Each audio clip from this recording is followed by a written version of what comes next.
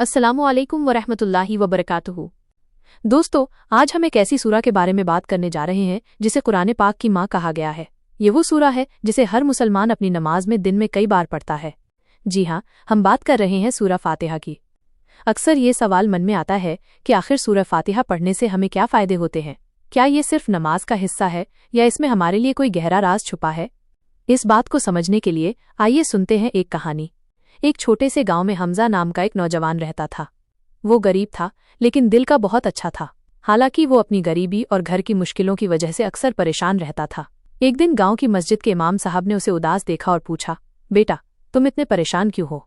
हमजा ने जवाब दिया, इमाम साहब, मेरा दिल हमेशा भारी रहता है, न चैन है न सुकून। इमाम साहब मुस्कुराए और बोले, बेटा, क्या तुम जानते हो कि सूरह फातिहा सिर्फ कुरान की शुरुआत नहीं बल्कि शिफा, रोग मुक्ति का दरवाज़ा भी है? ये सुनकर हमजा हैरान हो गया, सिर्फ सूरह फातिहा पढ़ने से? इमाम साहब ने समझाया, हाँ बेटा, अल्लाह ने इसे उम्मुल किताब कहा है, यानी पूरी किताब की माँ।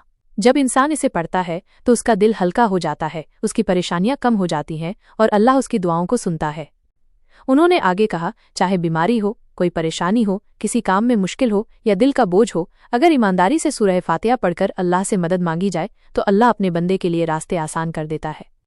उस दिन के बाद से हमजा ने नमाज के अलावा भी जब भी वो बेचैन होता सूरह फातिहा पढ़कर अल्लाह से मदद मांगना शुरू कर दिया। धीरे धीरे उसने महसूस किया कि उसके अंदर एक अजीब सी हिम्मत आ गई है। मुश्किलें अब भी थीं, लेकिन उसका दिल मजबूत हो चुका था। उसकी नींद भी अच्छी होने लगी और उसके चेहरे पर सुकून दिखने लगा।